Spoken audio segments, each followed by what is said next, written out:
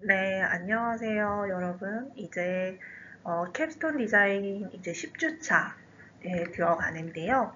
여러분들 오늘 배우실 내용은 음, 연구 자료 찾기와 정리해서 이 찾은 자료를 좀 정리해가지고 좀 쉽게 우리가 좀 시간을 단축시킬 수 있는 그런 내용을 좀 배워보도록 하겠습니다.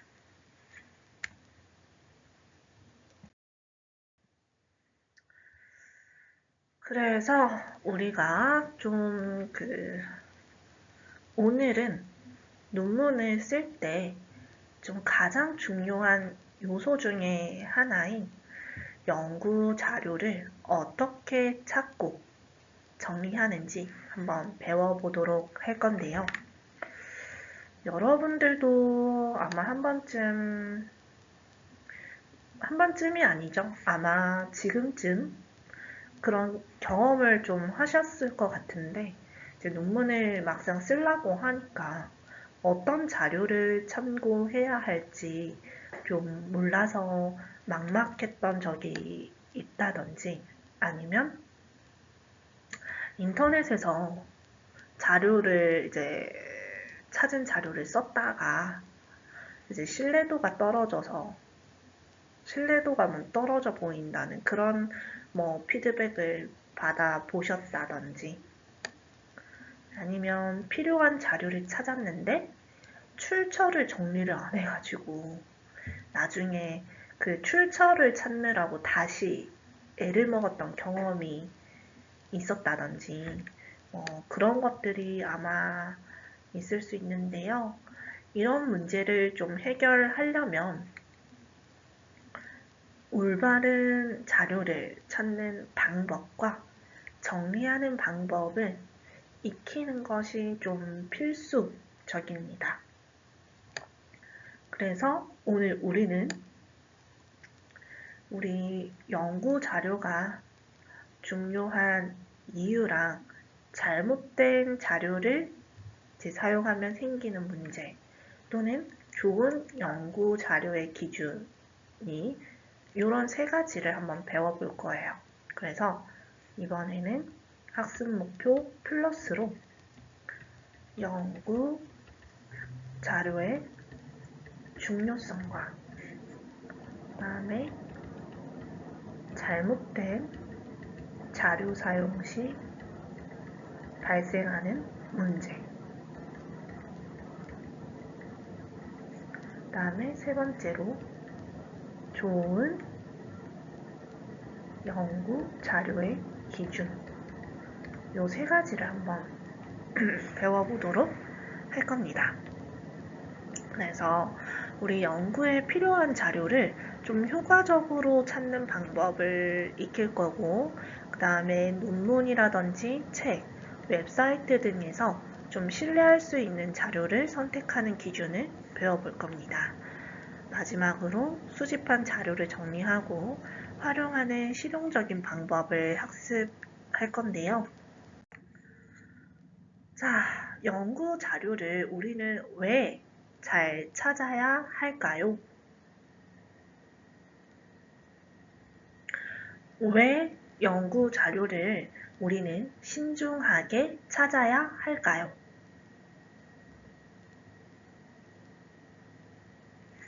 왜일까요, 여러분?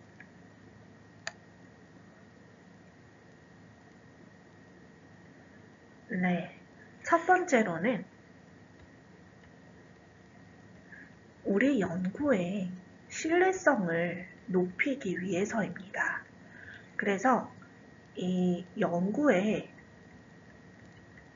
연구 자료의 출처가 명확해야 논문의 신뢰도가 올라가는 거예요. 그래서 우리가 예시를 한번 들어보면요. 어느 블로그에서 본 내용이다. 하는 거랑 그 다음에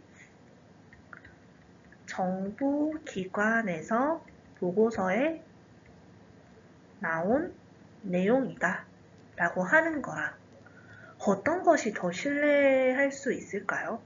어떤 것이? 우리가 좀 이제 그 공신력 있는 자료를 만들 때 어떤 내용을 첨부를 했었을 때, 참조를 했었을 때, 참고를 했을 때 우리가 더 신뢰성 있는 자료다라고 볼 수 있나요?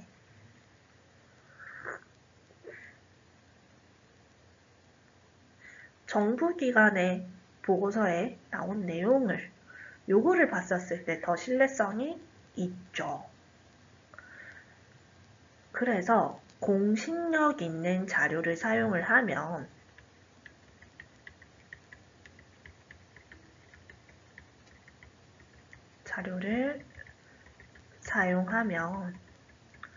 논문의 그 설득력이 높아집니다.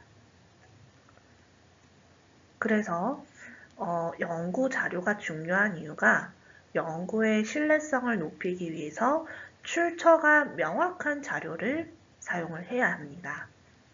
그래서 그 출처가 명확한 자료라고 하면 정부 보고서, 그 다음에 논문, 이런 것들이 출처가 명확한 자료가 되는 거죠. 그리고 잘못된 정보, 가짜 뉴스라든지 뭔가 이렇게 뉴스에서도 너무 한 사실을 과대 포장을 한 뉴스라든지 아니면 개인이 썼던 그냥 블로그 글 이런 거를 사용을 하면 연구의 질이 굉장히 낮아집니다. 그래서 신뢰할 수 있는 자료를 찾으면 논문 작성이 훨씬 쉬워지게 되는 거예요. 그 다음에 두 번째로는 우리가 잘못된 자료를 사용하면 생기는 문제 때문에 우리가 자료를 찾아야 하는데요. 우리가 잘못된 자료를 사용하면 연구 결과가 왜곡이 될 수 있어요. 연구 결과가 왜곡이 될 수 있습니다. 그래서 출처가 불분명한 자료, 이거를 사용을 하시면 논문의 결론이 신뢰할 수 없는 그런 결론으로 내려갈 수 있어요. 그래서 우리가 예시를 한번 들어보면 A 영양제가 혈압을 낮춘다 라는 연구를 우리가 썼는데 알고 보니까 특정 회사에서 만든 광고성 연구라면 이거는 이 논문에 대한 객관성을 잃을 수가 있겠죠. 그 다음에 논문 표절 문제가 또 발생할 수가 있어요. 논문 표절 문제가 발생할 수 있는데 우리가 신뢰할 수 없는 자료를 그대로 사용을 하면 표절 문제, 표절 시비가 생길 수 있습니다. 그래서 우리가 논문 표절 검사에서 걸리면은 이거는 심각한 연구 윤리 위반이 될 수가 있습니다. 그래서 이 연구 윤리 위반이 걸리면 이게 나중에는 학위가 취소되는 경우도 있어요. 보통은 학위가 다 취소가 되죠. 그러니까는 절대적으로 논문에서는 이 표절 문제 절대적으로 좀 주의를 하셔야 되는 부분입니다. 그 다음에 좀 학술적인 가치가 떨어져가지고 학점이나 연구평가에 불이익을 받을 수가 있어요. 그래서 잘못된 자료를 사용하면 안 된다라는 거고요. 그러면은 우리가 잘못된 거를 이제는 알았으니까 그 좋은 연구 자료의 기준은 어떻게 되는지 한번 볼까요? 어떻게 해야 논문의 질을 좀 높일 수 있을까요?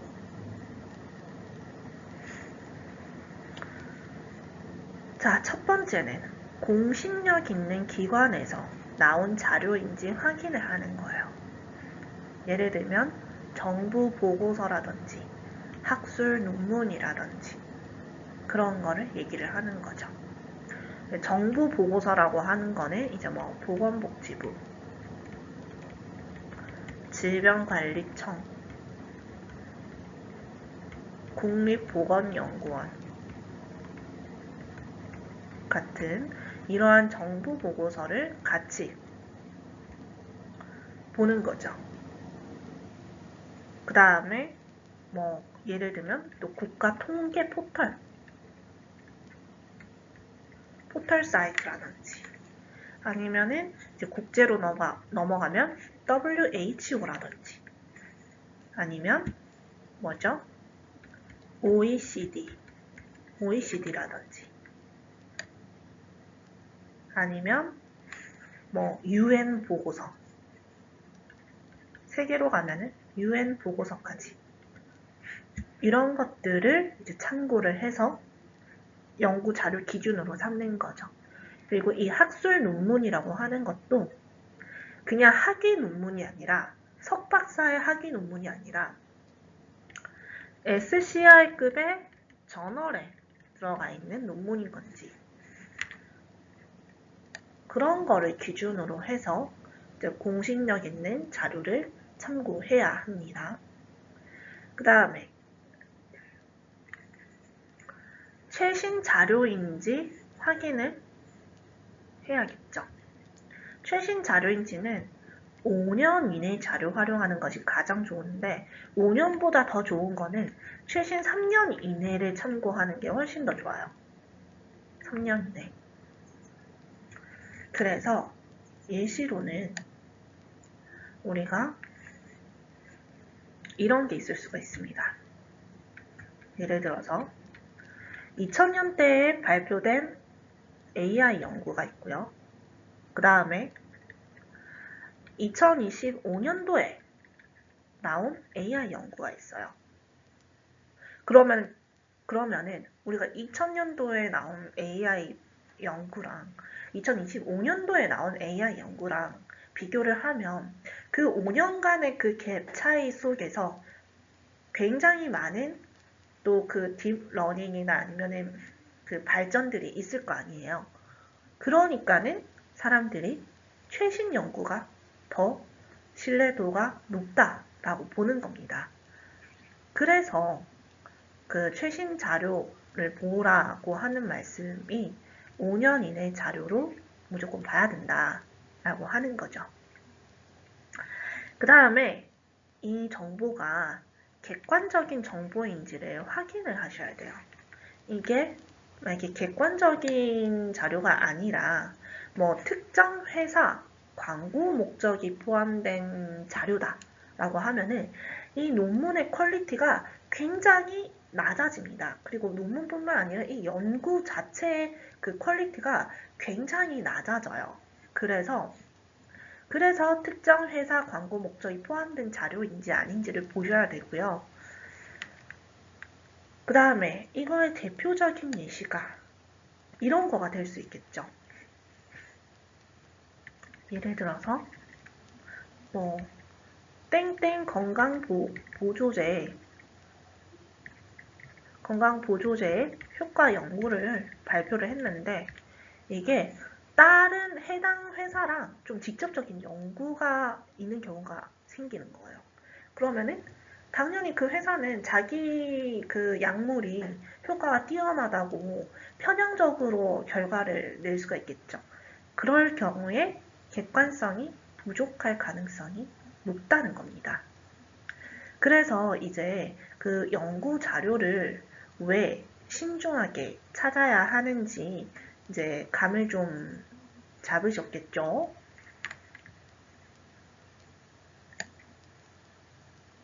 그래서 이 신뢰할 수 있는 연구 자료를 찾는 방법은요.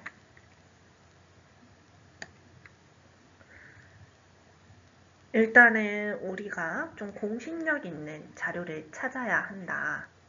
그리고 이제 논문 검색을 할 때도 이제 그 논문을 이제 팔로우하는 그런 인스펙터라는 게 있는데 그거를 좀 그 인용 지수를 잘 찾아봐야 된다. 인용 지수가 1인 거랑 인용 지수가 100인 거랑 둘 중에 숫자가 높은 인용 지수가 100인 게 훨씬 더 신뢰성 있는 좋은 논문이라는 거죠. 그 다음에 사용하면 안 되는 자료를 본인이 좀 구별을 하셔야 된다. 이겁니다. 그래서 사용하면 안 되는 자료들은 개인 블로그라든지 아니면 뭐 광고성 있는 연구라든지 연구 자료라든지 그런 것들은 이제 보시면 안 된다. 참고하시면 안 된다. 라는 말씀이죠.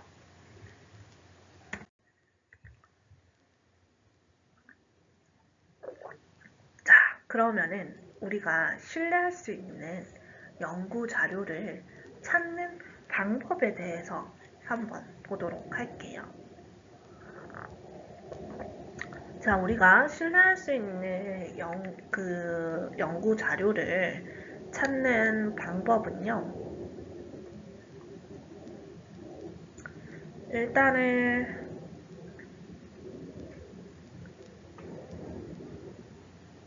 우리가 정부기관의 뭐 통계라든지 연구 보고서를 좀 활용을 해야 하겠는데, 이런 것들은 이제 한국 청소년의 예를 들면 한국 청소년의 스마트폰 중독률 변화 뭐 이런 거를 연구를 할 때 이제 우리나라에 있는 뭐 통계기관, 통계청에 있는 이 통계를 참고해서 연구를 추가로 진행을 할 수가 있겠죠. 그러면은 우리가 공신력 있는 기관의 자료를 사용했기 때문에 내 연구도 본인의 연구도 신뢰도가 높아지는 겁니다. 그 다음에 또 한 가지 더 예시를 들면 우리가 코로나 예를 들어서 코로나19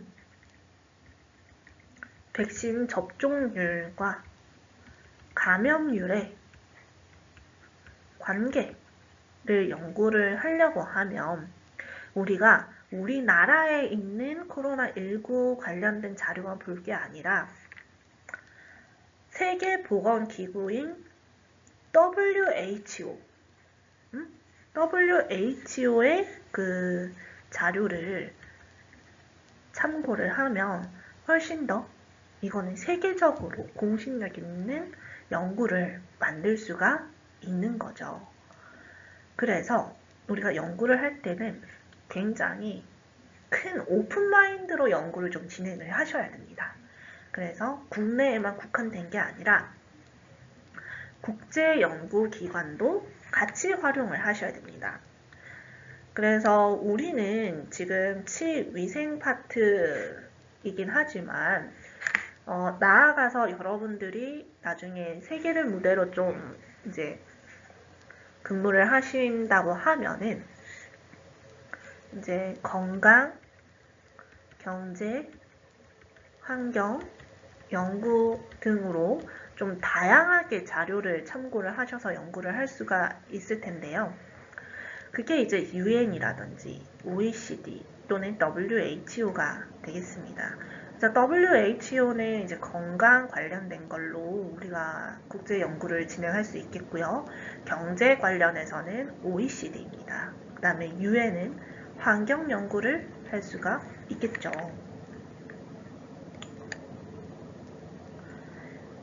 그래서 보통 UN에서는요,